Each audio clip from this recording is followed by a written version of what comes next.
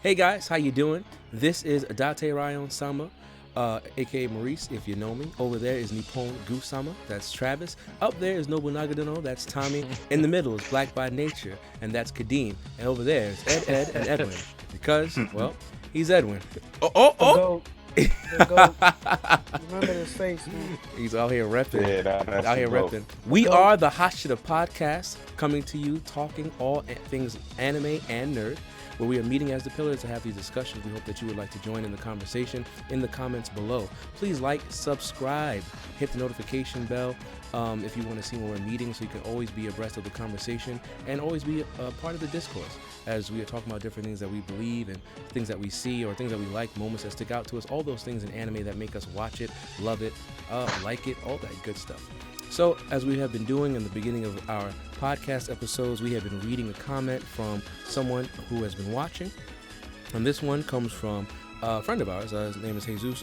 And it just says, Ed went off. I believe Yu Yu Hakusho was a great anime due to the balance of the main cast. Villains make great anime arcs, and Toguro and Sensui were great. It still holds up to this day. I feel this was a dub that was dub anime at its prime. The way that the US is dubbing now is not great. So thanks, Jesus, for watching. Thank you for your comment. And we're going to use that because what it did was it opened up some conversation for us. And so you realize that villains do make anime arcs good. Whether they're the villain, whether they are the antagonist, the anti-hero, whatever, warring faction, group that's going against everyone, whoever it is, they seem to add a bit of color and purpose to a lot of what's going on in the anime. So, guys, pillars at the table. What and who, what faction or who is one of your favorite villains, antagonists, anti-heroes, and why? Talk to us. What? I'll start. All right. And we were talking about Bleach last episode. Poor Toshido. Oh, Potential. boy. Just potential. Let's put potential behind us. What was the captain's name who was acting captain, and then we realized he was actually a bad guy? Isaac? Aizen! What's up? Look, that caught me off guard. When he was actually evil, Yeah. I didn't see that. I didn't see that coming at all. No, me neither. At all. They did a great job with that. I did not think that. Yeah, no, that caught me off. And then he slicked his hair back and he looked all different. And It was crazy. Word. it was crazy. When he betrayed everyone in the beginning, it was wild. Yeah. I couldn't believe it. I really was caught totally off guard. The only thing about him, granted he caught everybody off guard, but I don't think that when he became evil, he wasn't really able to. Who was he? A beast? He wasn't a beast. You know what? I didn't feel like Aizen crazy strong. wasn't a beast. I didn't feel like he was.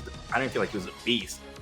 I thought it was cool. Like he was like how we got caught off guard, but I didn't see him as amazing when it came to like actually putting forward those evil intents and being evil and fighting people and stuff like that.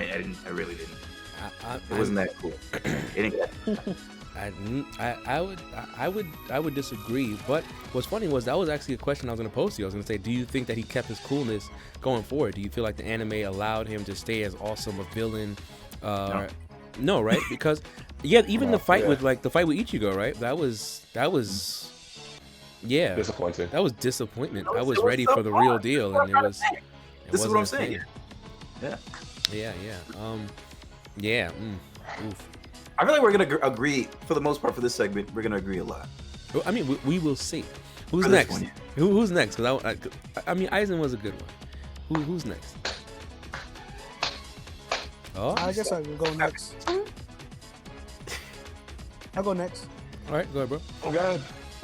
Mine is gonna be from Detective Conan, the Black Organization. Ooh. Those guys are like pretty badass because like once you get on their bad side, they just like kill you and like your whole family and leave zero trace of like Shit. you and anything that has to do with you or whatever. What in the Like, mafia is going on here? yeah. The only reason why the main character is not dead is because they tested out this drug on him. They thought it was gonna kill him, and then it just shrunk him into a little like 7. Oh, and that's why he is. So that's why he is. Yeah, that's why he's mad little. Yeah. Okay. So they don't know that happened to him. They just think that he died, and they didn't really know like his name or anything. So like he like. So they currently don't know that's him. And that's why he hasn't been erased. Understood. Oh man. Yeah, they just have. I mean, a lot of people. Not that they don't suspect that he's that person, but they just find him weird because, as like a first grader, he's so smart. He's smarter than like everybody basically. So like sometimes he has to like play dumb and stuff like that. But yeah, so I picked a black organization because they're kind of wild. I mean, if they out here doing the mafia, making people disappear and your family disappear, that's freaking wild. Yeah, everybody is so scared, and nobody really knows anything about them, but that their names are like related to like alcohol. So there's a guy named gin, vodka, there's a whiskey bourbon. Yeah, this is whiskey. It's probably the coolest one. Cool, yeah. This reminds me of Dragon Ball Z when they had Garlic Garlic Jr. Garlic Jr. That is kind of funny because they're saying that some characters in Dragon Ball is named after vegetables. Oh yeah, no, we know they aren't saying that. We know that. That's a fact. They ain't saying Vegeta, cabbage, cauliflower. Right, exactly. Cauliflower. All right, but I'm gonna go next before I forget what I'm gonna say. Go ahead. I'm gonna pick.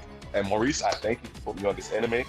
I'm gonna pick Lelouch from Code Geass. But wait, Lelouch? You think Lelouch is a villain? Now here's why I think he's a villain. Lelouch is a Travis feels like he brought the whole anime to everybody. he wants some kind of recognition right now. I don't. I take it. Go ahead, Kitty. I feel like I'm not gonna say he's a villain, but like he's not good, but he's not. It's just that what he's doing in that anime is not seemingly right, because now, for example, when he killed the Empress, just off of the fact that she wanted to bring both nations together, which was basically like the poor and the rich together, which what they called the what is it exactly? Like people who were born in Japan, they call them 11s.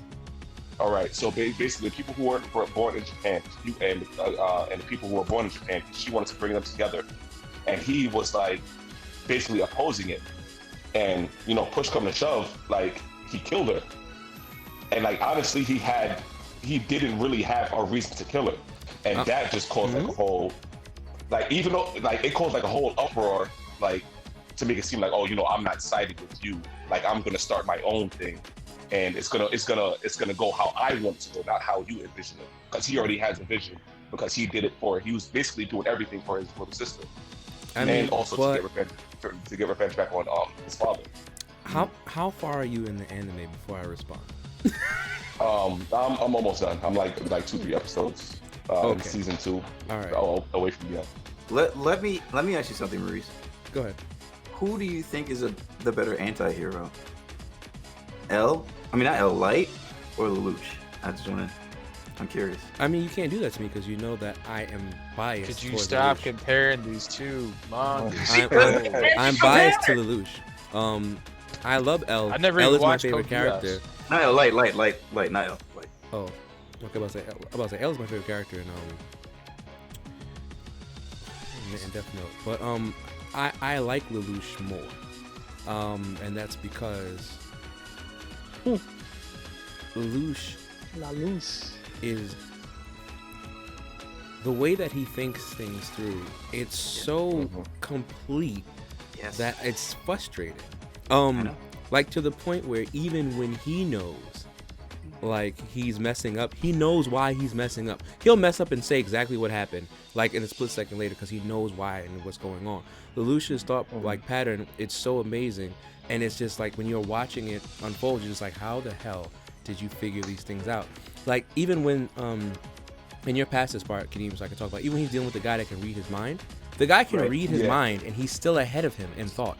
Huh? Yeah, well, that sounds nuts. It's so, the guy, so the guy can read his mind. Hold on a minute. Because that sounds like a bunch of No, it's not a bunch of BS. No. I'm gonna tell you why. He purposefully thought about something in order to make the person do something else. Yeah. And I was sitting there, but it's crazy. I was like, yo, wait, what? So because he knew that the guy was playing off of it. Before he could read his mind, he tricked him with the mind. No, reading. so the guy's ability is always on. He can't shut it off. He's always reading your mind. So what Lelouch did was he was actually nervous and upset. So he just stayed on that. Like he kept that. He kept that so that way the guy who was reading his mind would see that he was nervous and upset, and so the guy was trying to use those emotions, but because Lelouch is Lelouch, he understands how people react, and so before the guy could catch the next thought, he already had his plan set in motion. It was absolutely exactly. Lelouch is that good, like he's that good, and that's why I love him. He's so freaking amazing, but I don't think he's a villain, Kadeem. He's an anti-hero. He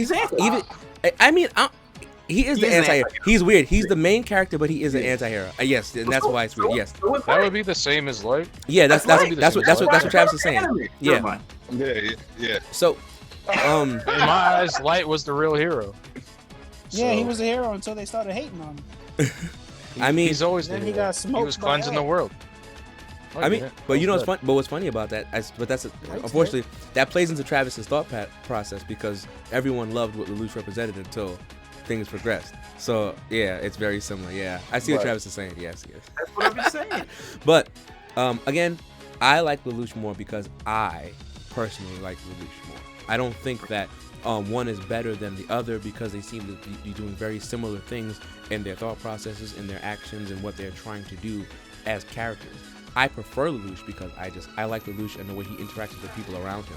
I think that he's lovable and you're able to relate to him because of the trauma that he has and the way he deals with people, that even when he's making the hardest decisions, you know that he's still trying to do right by people, and those people still sway him sometimes. Which is why what you said, Kadeem, I would disagree with, because Lelouch didn't just kill her anyway. Remember? He started what he was going to do, and he got there and she spoke with him. After she spoke with him, he said, "You are the hardest opponent," and he lost. He gave up. He was going to work with her, and then the independent, I guess not the independent. Yeah, it is the independent variable. The variable that is not messed with by anything else is what kind of screwed up everything, and that's why. So what about? Go ahead. So what about the what he did with the Chinese Empire? Like how he went like the whole wedding, he was like the whole wedding, even though what's that dude? Jin K, the Beast. Chill. Don't forget about Jin K. What's wrong with you? Don't you disrespect Jin K? Oh, chill. OD, son, chill. He interrupted the wedding, and then once the flag dropped, and you see it Zero, which is Lelouch, he basically held the gun to the bride's head. He was just like, "Yo, I was gonna crash this anyway." Exactly. He had to play the part. He was playing the part necessary. But remember the little girl was friends with Kaguya.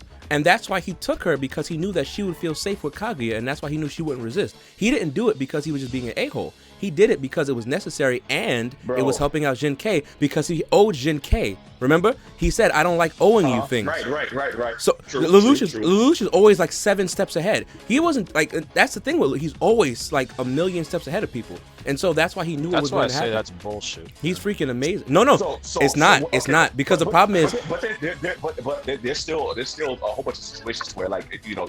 This is turning to the Code Geass episode, and I'm okay with this. Now I need to ask a question about that. All right, well, okay, hold on. So what about the whole situation where the fake brother that got implanted with the memories, was it Rolo? Yeah. Okay, so what about him when he said that? Okay, I'm gonna turn him on my side and then basically use you until I'm done with you and basically kill you when I'm done doing what I'm doing. I'm trying not to like bring out too much of the story for people watching, because I want people to watch Code Geass. I am literally promoting this anime right now. Go watch Code Geass. Yeah. It's amazing. So I'm trying not to give away too much of it because I want you to go watch it. Now, the thing with Rolo is, think about what Rolo stands for. Think about what Rolo stands for in the anime, Kadeem. He was there in order to fill a void in the memory gap that was created inside of Lelouch because he had lost the first time. Right? Now, even with Rolo, he wasn't you could tell that he was warming up to Rolo, because the thing with Lelouch is, even though he's cold and calculating, you still see that people and the interaction with people still like stick with him the most, because the way that his mother died, and you see that in the way that he loves his sister, he kind of, without doing it, he still extends that sort of love to people. And he tries to cut it off, but he can't, which is why certain people always affect him a certain way. That's why Colin can talk to him a certain way. That's why C2 can talk to him a certain way. There are certain people who can say things, and even Shirley, he was upset after he realized how much Shirley was good for him. Like, he didn't realize how good Shirley was for him until afterwards. And he said it. He said, I didn't realize how much I'd miss you until now. He said it. And so the thing with Rolo is, he was using Rolo for sure, but he wasn't going to deal with Rolo. He would have left Rolo alone if Rolo didn't do what he did. If Rolo didn't do what he did, there would be no issues between Lelouch and Rolo afterwards, because Rolo had already proven, and Lelouch already knew, that Rolo would not change from his side because of the way that Lelouch reads character. He knew that he wasn't going to change sides. And so therefore, he didn't have a reason to do anything to Rolo after he kept his promise. He kept his promise.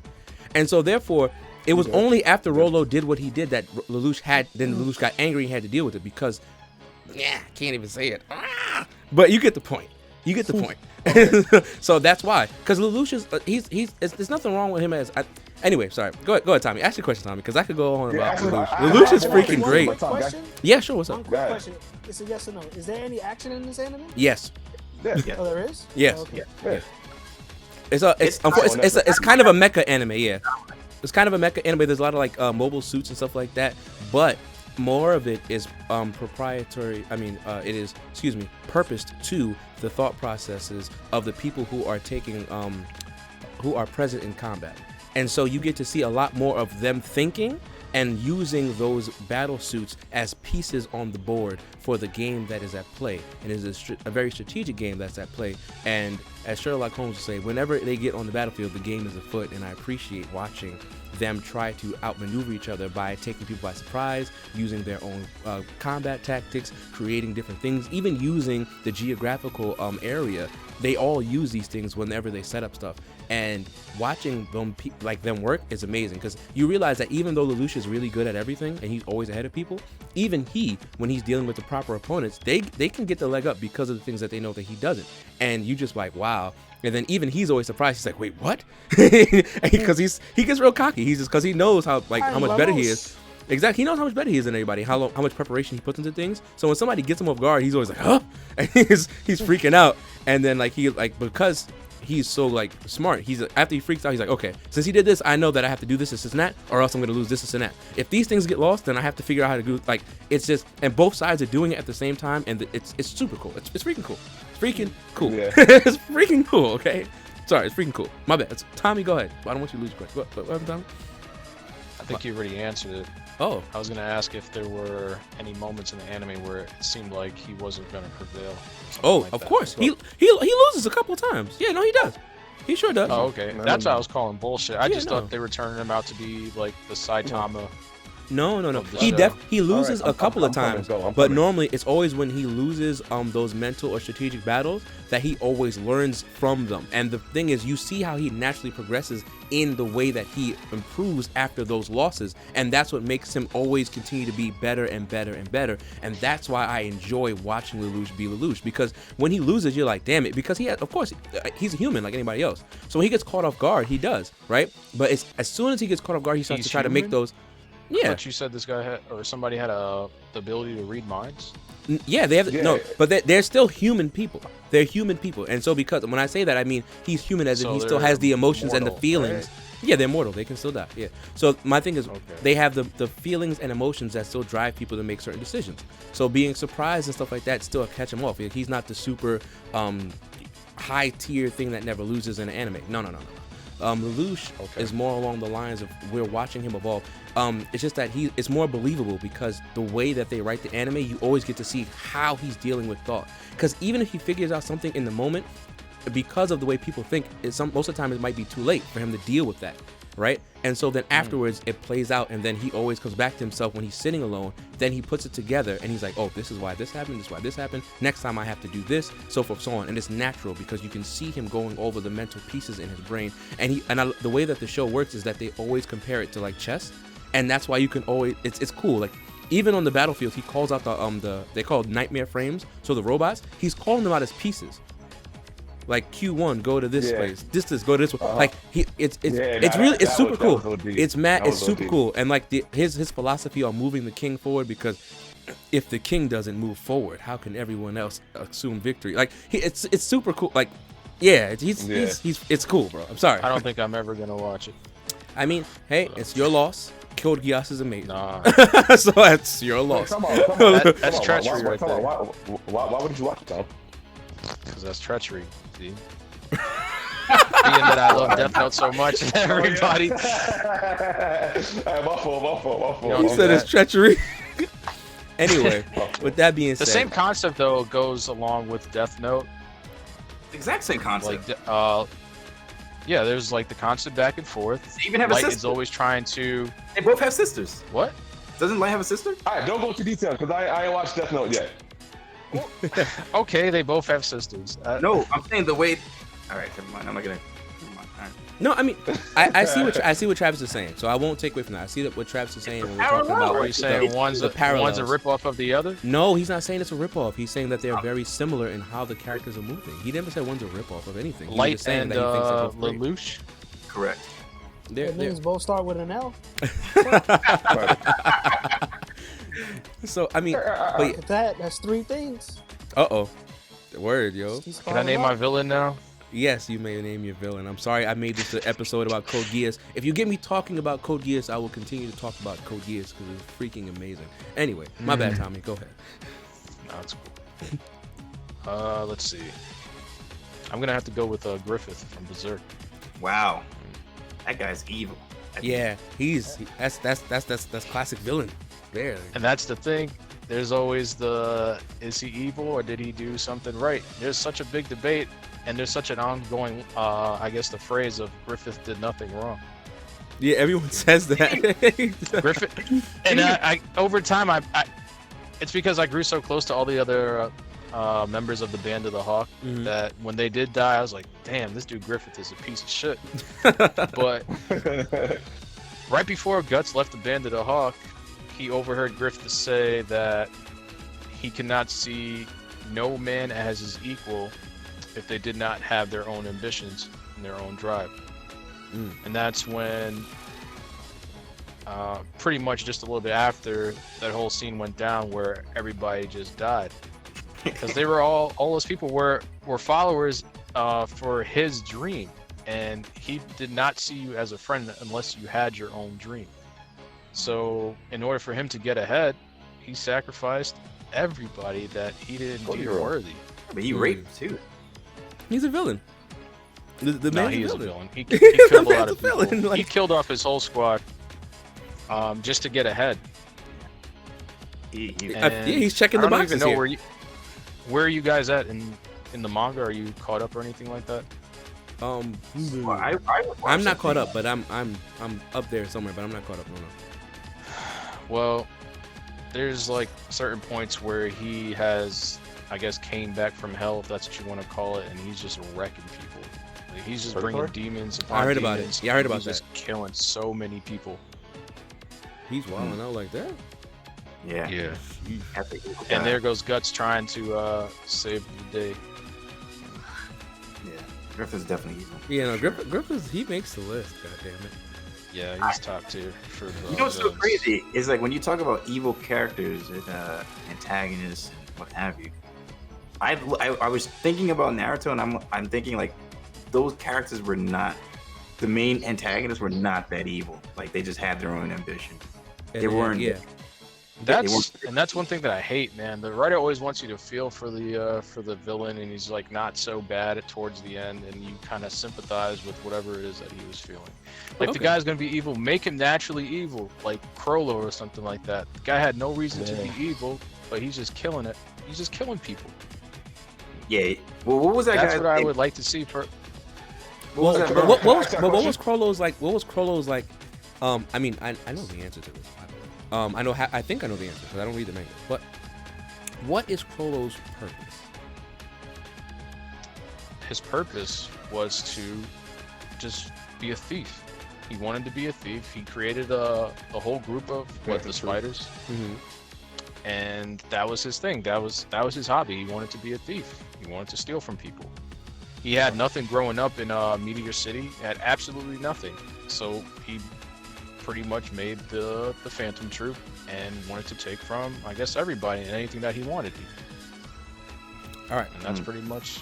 Now, the reason I asked that was because, like you said, Tom, I'm going to agree with you. I think that a lot of the times they want you to feel for the villains or the anti-heroes, the antagonists. They want you to feel for them in such a way that they always have some heartbreaking story that makes you go, oh my God, I can see why he did this, so forth and so on. And I think that it takes away from the ability of saying that this person is an actual villain and just being able to like them for the fact of them being completely bad and awesome.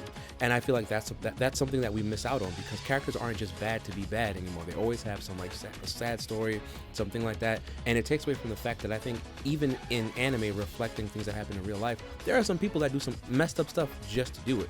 And I think that in anime, because it's on such a grander scale, you see these people kind of do these things, whether it's just to get ahead, to be selfish, all those boxes that should be checked in order to be a good villain. We miss out on that a lot because nowadays everyone's writing antagonists to be something that we can get along with and feel at the end of the day. I think that's why I liked Crollo a lot. I liked Crollo. I love Crollo, actually. Crollo's great, man. Crollo's freaking beast. I freaking love him. You have characters who have reasoning for doing whatever they're doing, and you still think they're a piece of crap. No, but I'm not saying not saying that they don't have reasoning. Okay. But I'm saying that I was wronged when I was younger, so I have to do this. Frieza was raised by his family to take over the galaxy, so he takes over the galaxy. It's not. Evil, it's something that was taught to him to do. I'm not saying like he's a dick, but he's a dick, and that's what he is. And he is so. But Frieza at least has that. There's no Frieza did this when he was growing up, so this is why he's... No. Frieza's family is a bunch of people who wanted to conquer the galaxy and take over things for themselves. Right. They pass it down through the generations, and that's what they intend to do. Like, That's it. There's no extra, oh my God, he was wronged as a child. I can see why he has to do these things. No. Frieza's just an animal. And that's how he does things. No, but what I'm saying is you have those characters that they do give you like a semi-sad story, and then it's still assholes. It's like Frieza, Frieza's straight asshole. But Sephiroth had a backstory, and he's still like terrible. You bring up the beast. Chill, you can't. No, Sephiroth does nothing wrong. What are you talking about? What are you talking about? Hey, yo, Lex.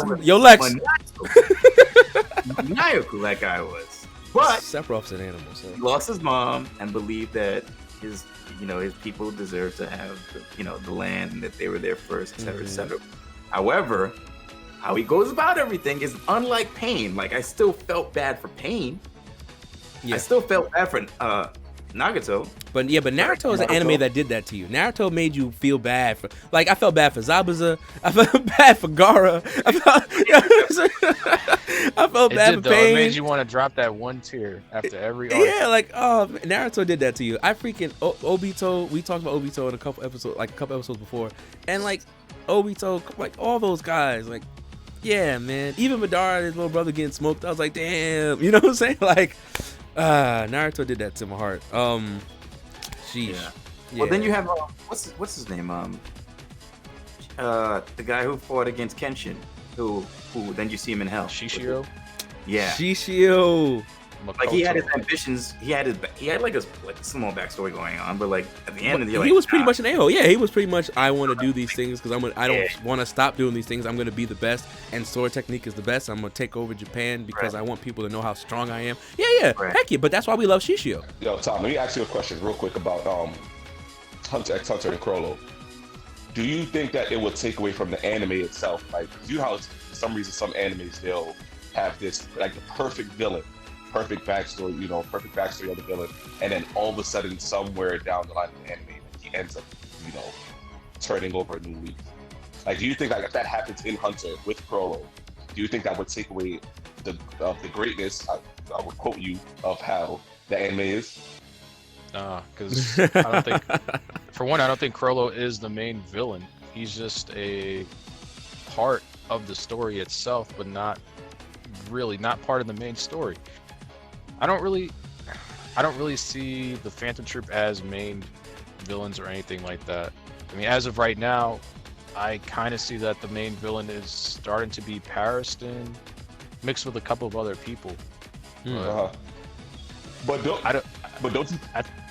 I think Crollo is like in a neutral party because he's not really playing for any side, and they're just doing what he wants to do, which is once again just stealing things and just taking whatever it is whatever he wants.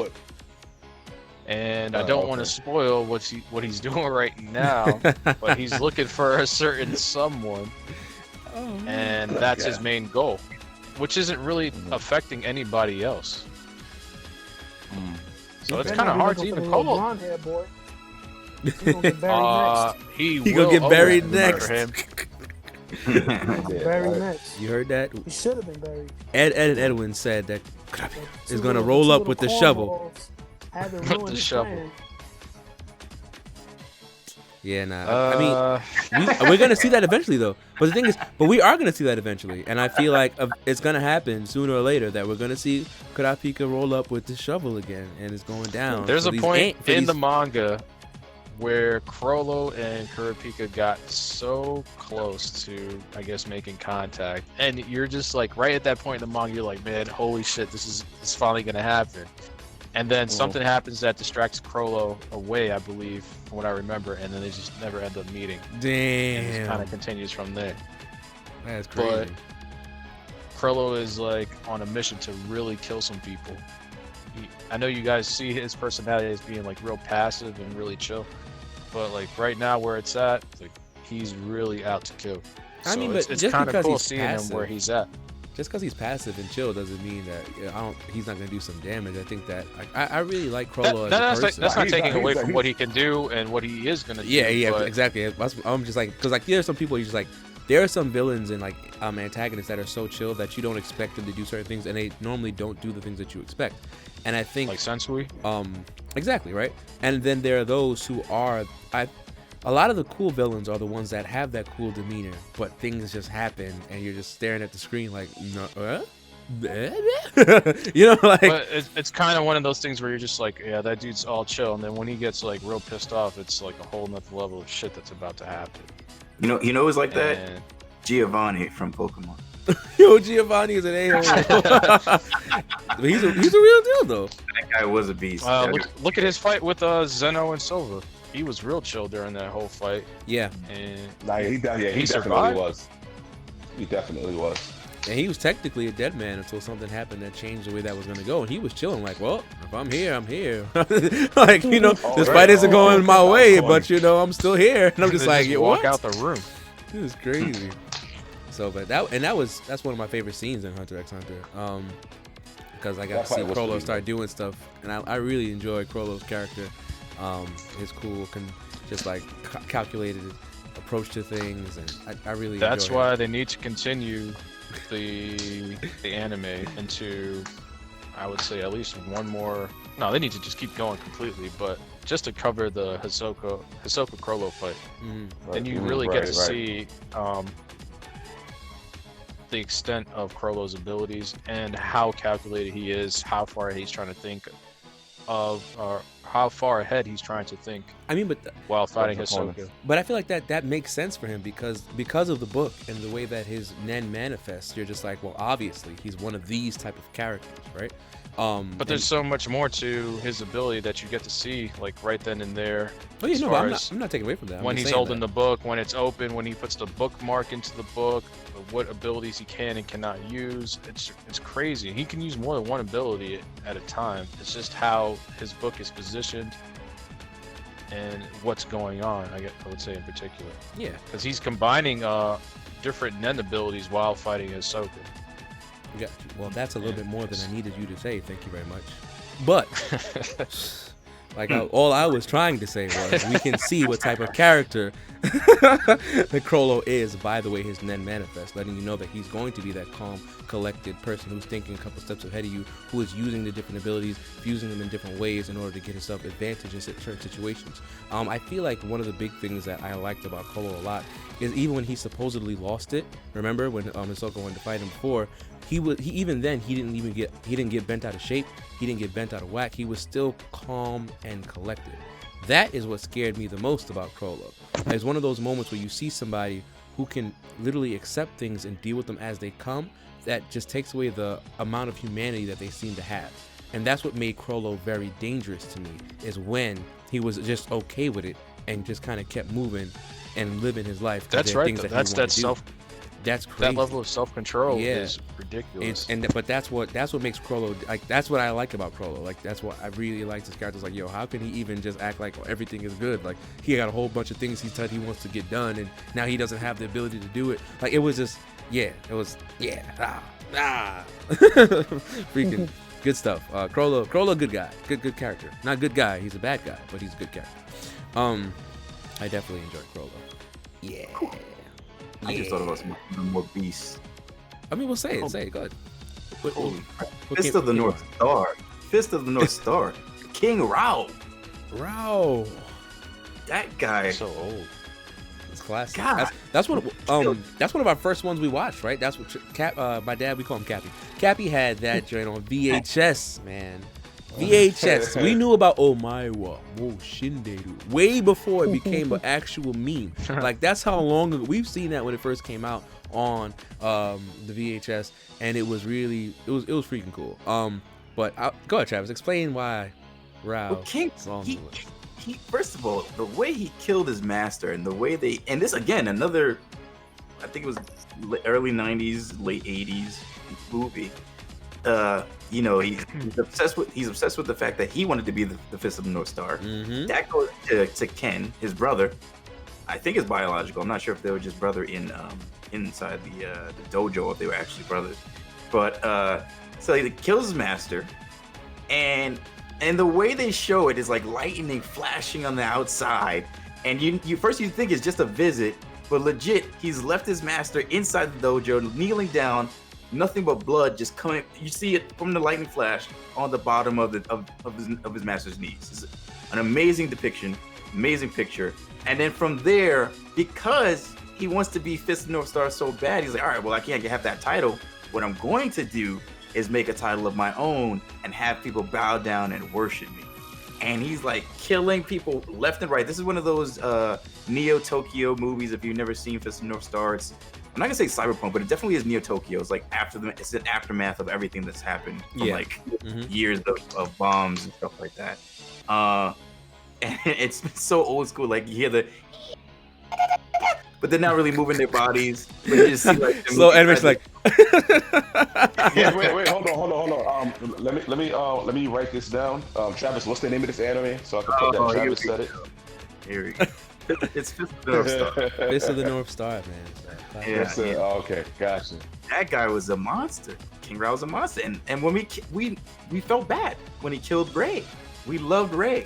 Oh my god, he was a beast of an attack, for sure. It's Travis, him or the ogre? Ooh. I'm talking about Yujiro. You talking about from Baki? Yeah, Hanma. Come on, Tommy. Man. What's that?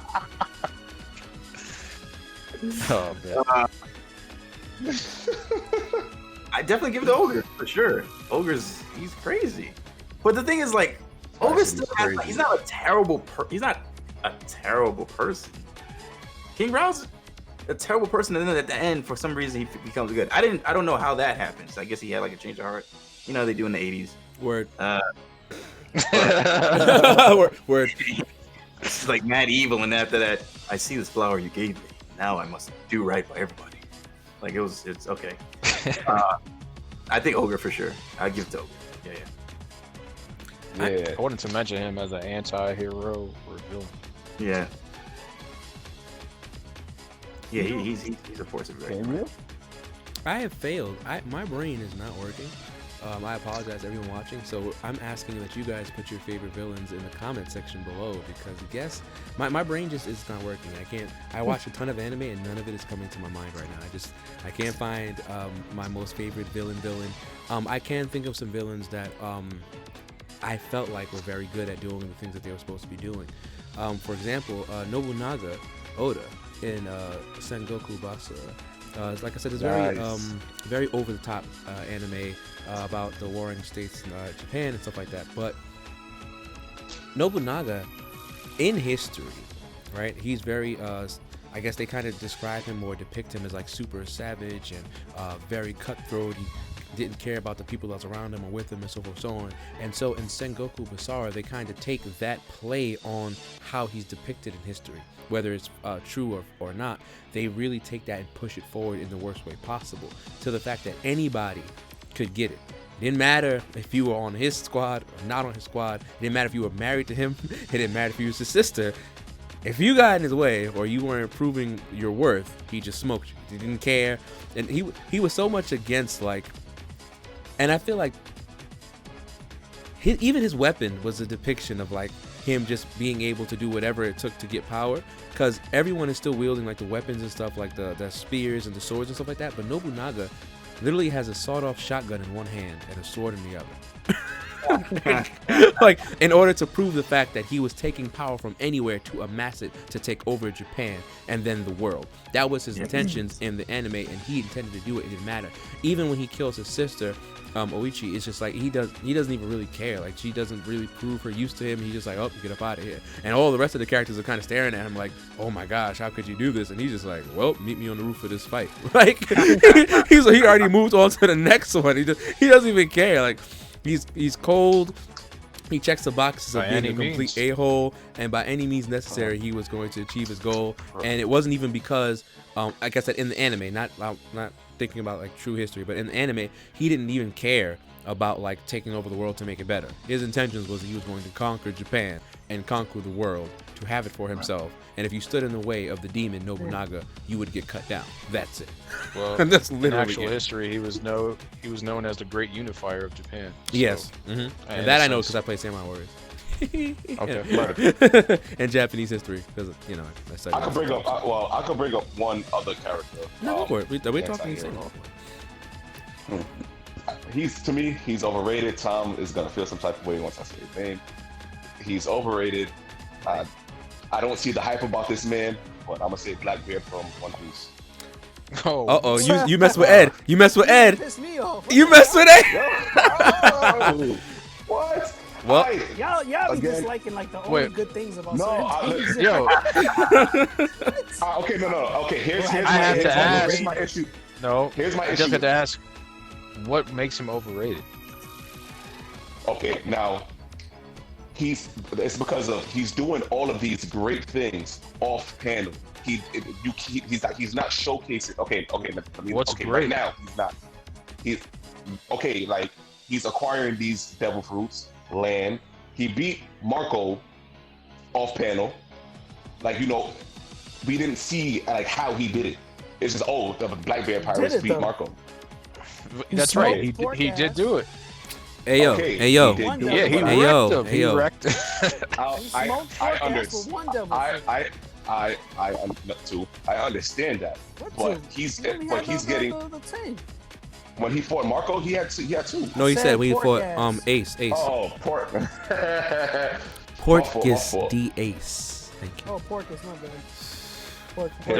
I don't think you could say Blackbeard is overrated. He's like the one true pirate.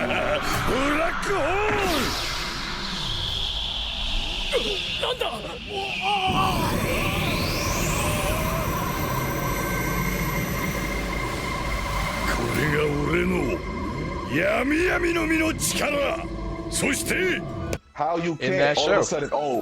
He's the only he's out of all the pirates. He's the only person. His body's different. He could manage 3 devil fruits. He what? And it is just like nothing of his backstory is revealed. I think that's nothing because of him.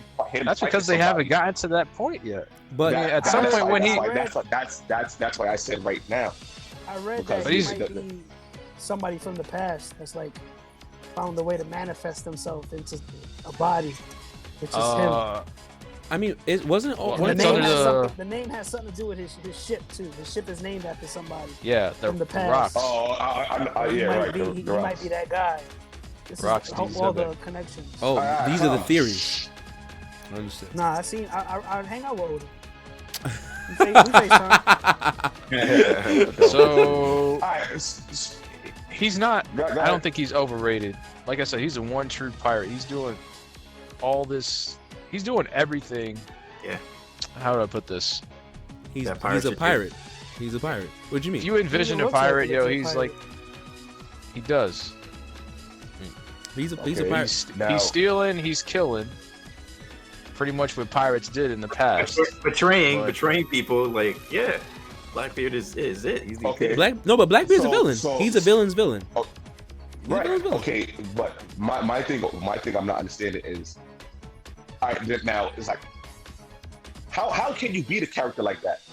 Like that's so perfect to the point where, like I said before, I could understand if he had a flaw. Like, okay, he has two devils. He has the Gurgur no Mi and he has the Yami Yami. And if like I keep explaining to you, Tom, if he's able to use those two devil fruits to full capacity, it's just like that's unfair. Like there has to be some type of Indeed. cap, so like where like he can't. The ultimate counter, though, to Devil Fruits is hockey. And I'm just going to shout out Shanks for the awakened hockey. I don't even think with Blackbird having that or where he's at right now could kill Shanks. Remember, he ran out of Marineford when Shanks showed up. He's like, yo, we're not doing this right now. I'm out. Shanks showed up and he would not He fight said, him. "Whoops." Blackbeard murdered him. Whoops, my man. Shout out You to just Kizaru acquired, you for just noticing acquired Ben Whitebeard's Beckman. power and you have your own power.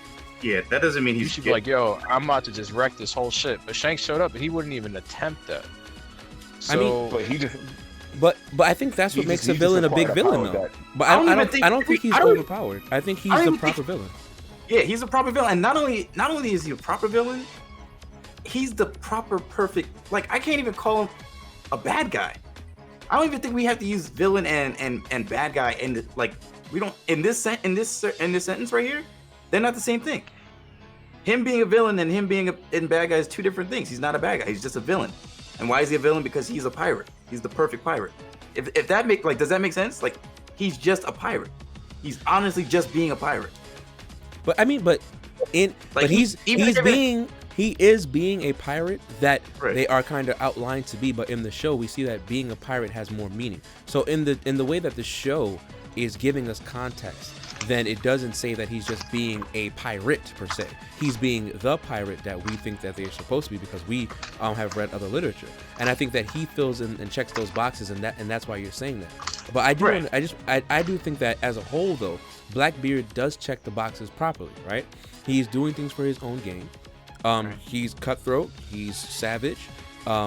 He is not even. He's acquiring powers and he's doing stuff off the screen that's affecting the plot in a big way that we'll see later on. Not only that, he is getting those powerful abilities to deal with the people that we see in the main cast. By him getting extra devil fruit and being able to encompass those abilities means that he's going to be able to fight the main character in a showdown that shows off why it was necessary for Luffy to get the abilities that he's been gaining and all the strength that he's been getting and using and learning hockey, his training with Riley. All those things are going to come to full circle when he has to deal eventually with the Blackbeard pirates. And that's why Blackbeard, to me, is a top villain. Even though I don't like his design, I hate him for dealing for what happened to my man Whitebeard. Me hating him for what happened to Whitebeard qualifies him even more for the spot of top villains because the man is a villain. Like he's out there smoking people, he's making you upset. You don't want him to win. You're never on his side because he's always doing the things that make you upset. And I feel like if he's doing the things that are wrong all the time, be on it's his going side. to affect you in a certain way. I don't think I'm kind of on Blackbeard's side most of kinda the on time because Blackbeard's that dude's a I'm badass. climbing up Blackbeard's side. Okay, but you're on Blackbeard's side because like you said, he's a bad A, right? So you're on his side because he's doing these things. And for me, it gets me upset because I'm like, damn it, he's effing with these people. Why you gotta be effing with these people? So the thing is, he is checking the boxes, Kadeem, Right. and that's why I don't think he's overpowered. Because in order to make a character the villain, you've got to allow him to amass power in a way that puts him over overrated, not everyone. overpowered. Well, but that's what I'm saying. But I don't think he's overrated. How if he has all these abilities that you're saying, he's doing all these things off panel, but they're still happening. He is creating and making the push for what he's trying to get in the end game that's going to affect everybody overall. He's checking the boxes. He can't be overrated if he's Okay. doing everything he's supposed to be doing. He's hitting the ratings. This man is Blackbeard. Now, he is now- Pirates now incarnate. And also Yes, understand yes. that he is probably still not the strongest character in the show. No, Right. Shanks. No, I'm joking. Shanks. I'm gonna just stay with Shanks as well. Shanks. Or Shanks. Dragon, one of the two. Well, yeah. Dragon not overrated, Dean? It's hard to tell. That's why I said that's why I said. Until you well, see him yeah. actually in action, then we'll be able to Then he's tell. overrated if you go back to Dean's. You're saying because he's off panel, right? That's what you're Yeah, saying, look Ed? at that. Yeah. Yeah, I see what you're Everybody saying. else panel That's overrated. that. Everybody else fan overrated. No, okay. I can No. understand. Like, I can't say Dragon's overrated because like you don't know what Dragon's doing off panel. You understand what I'm saying? Nobody comes like with a story saying like, yo, I heard the Revolutionary Dragon led, his team to take down X, Y, and Z, and he took over whatever this land and defeated this person. You don't hear that. With the Blackbeard, you always hear like, oh, the Blackbeard pirates made this move, they took this treasure, they took this land, and Blackbeard did X, Y, and Z. Like, okay, why we don't see that? Not time. Like for this person that's on this high of a pedestal, let us see it, let us witness it. But don't you think? But don't you think that's a good job as a writer? This. But Kadeem, don't you think that's a good job as a writer? He has us, even you're focused on what he's doing off panel because you want to know how he's able to do it. As a writer, Oda is keeping us guessing. We want to know why Blackbeard can do the things he's doing if there Okay, already been rules that Oda's he's the written. master. Right? He's keeping us guessing. It really is. For an Yeah, episode. guessing, That's man. gonna I be guess stretched. it's That's gonna be stretched really long, and it's gonna be cut short into 2 episodes. That's what he's doing. I mean, but we're going to see it happen because it's building up in a way that's keeping our attention. Yo, Ed is stupid. So, he's keeping us guessing and moving us forward in the progression of the story that keeps Blackbeard at the epicenter of all the things that is going to go against the main team. And because Blackbeard's already important, because he is part of the reason that Ace got defeated and captured, he is the one that dealt with Whitebeard and ended the old generation and put away that kind He of ain't deal with Whitebeard. Don't say he dealt with Whitebeard. No, He ain't deal with I'm not Whitebeard. saying he dealt Whitebeard as in he won, because Whitebeard is a freaking animal. He took a lot of damage. First of all, I would never disrespect Whitebeard. Chill, right, Ed? Listen, you guys know. You know the story already. Listen, you know when I stopped watching One Piece the Whitebeard first had time. his whole body filled So- with lot or magma.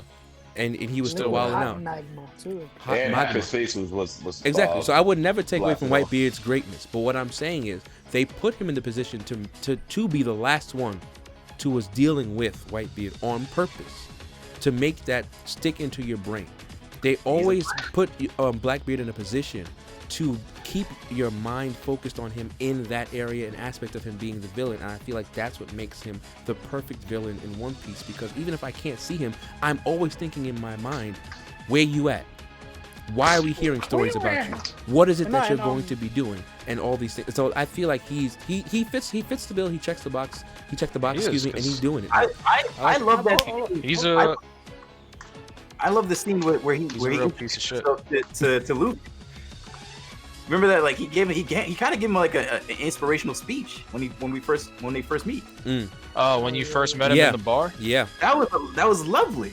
yeah. That was perfect. and they were fighting over the food. And he was It was like, something "You did about the right." dreams or something like that, or the new era. Yeah, Yeah, and he it was He was complimenting Luke, like, "You did the right thing. Like you went about it correct. Don't give up your dreams or whatever." And I was like, "Wow." But I knew who he was. Like I knew who he was gonna be. So like it was like, wait, are they changing the character? And sure enough, no, comes right back full circle. Blackbeard is a bastard that we should not like, but we do. So, but that's why I feel like he's pretty good. Honestly, it's funny enough, Blackbeard was my choice. Blackbeard was my choice in the beginning. I changed it to Nobunaga because I like Nobunaga, and I felt like it was a shorter thing to say. But Blackbeard was my original choice as someone who I think is a top villain, and it's because of how much I dislike him.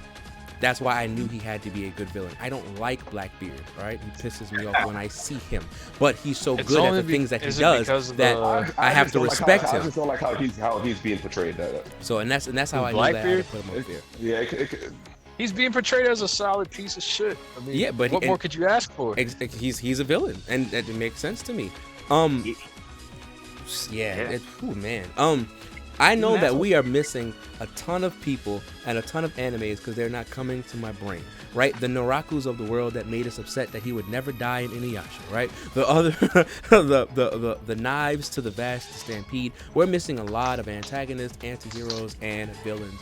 But as we come to the close of this, we are asking you to join us in the comments below. Please give us your villains. Give us the moments that made you realize that this villain is somebody you either really hate or you really like because he's an actual villain. Whatever it is about the character that really stands out to you and the things that they do that, make you kind of put them on that list in your mindset and in your memories. Put that in the comments below, please, and thank you. Thank you, as always, for joining us as we are here. And before we sign out, we're going to do a quick question, as we normally do to everyone. A quick question to anyone, to everyone that's watching, and we want to just ask you this. So, as we're asking you to put the villains down in the comment section below, who is the villain? Who has, but not the villain at like your top one, but who's the villain that has the moment? That evil moment that never left your mind, and tell us, what is it? Because I want to know. Like that's the thing. They're those villains that do that thing that you will never forget. It never leaves your brain, and you're just like, whoa, this guy he got to go. Somebody's got to deal with him eventually, or whoa, this guy is super cool. When the guys have to fight him in the end, it's gonna be crazy. Like those thoughts. What is that moment to you for a villain? And that's the question I want to pose. Yeah, I feel like that's a good one. I feel like that's a good one. And please, in the comments, let us know. We talked a lot about what we think makes villains. We talked a lot about just being able to understand the differences between how villains have been written and how they're being written and portrayed, how they're dealing with anti-heroes and antagonists, what we think the writers are doing to make us like some of the characters and feel for them and move with them and stuff of that nature. So I want to hear from you guys. We want to hear from you guys, and we want to conversate with you in the comments below. Stay safe in the COVID times. And remember, stay nerdy, my friend.